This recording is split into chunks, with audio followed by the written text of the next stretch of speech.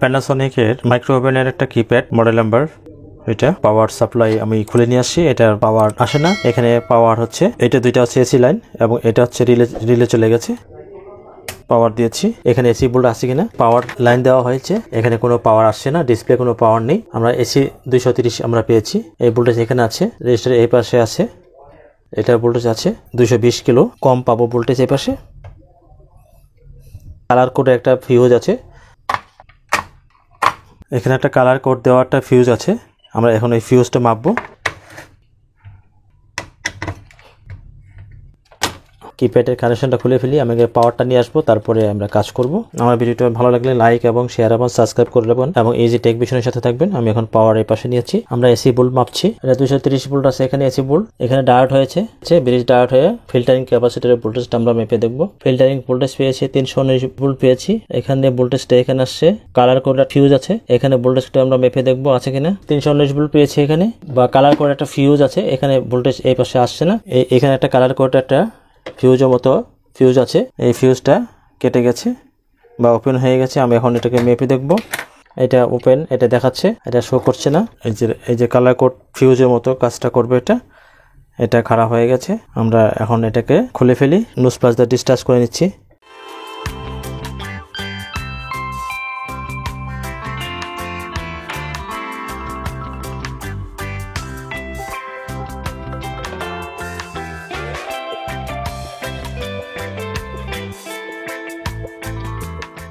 এটা মিটারে কোনো শো করছে না, মানে এটা ওপেন দেখাচ্ছে, মানে এটা খারাপ, এটা একটা ফিউজ। আমরা এখন এটার পরিবর্তে আমি একটা ফিউজ ব্যবহার করব, 3.15 একটা আমি এখন ফিউজ এটা একটা ব্যবহার করব এবং এটা লাগাই দেব।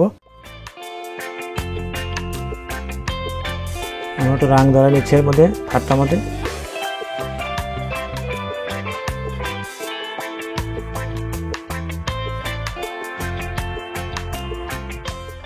আমরা ইন্ডাক্টর বলতে পারি, কয়েল বলতে পারি, ফিউজ বলতে পারি। এখানে ইন্ডাক্টর প্রতীক দেওয়া আছে, আমরা বুঝে নেব যে এটা ইন্ডাক্টর বা ফিউজ বা কয়েল এটা হিসেবে কাজ করে। আমি একটা ফিউজ এখানে আমি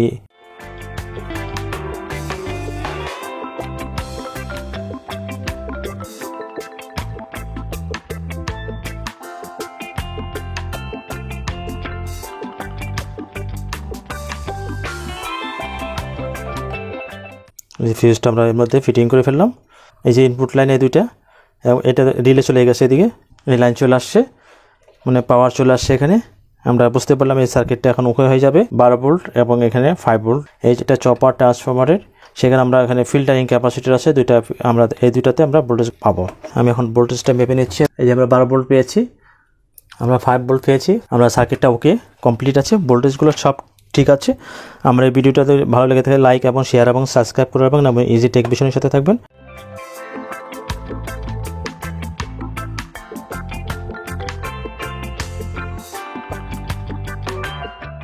আমরা ডোর সুইচের মধ্যে একটা স্ক্রু দিয়ে দিলাম। 1 মিনিট টাইম আমি স্টার্ট দিচ্ছি, এখন চলছে। পাওয়ার সাপ্লাই ঠিক করে ফেললাম, প্রত্যেকটা কাজ করছে। 10 সেকেন্ড দিলাম, স্টার্ট।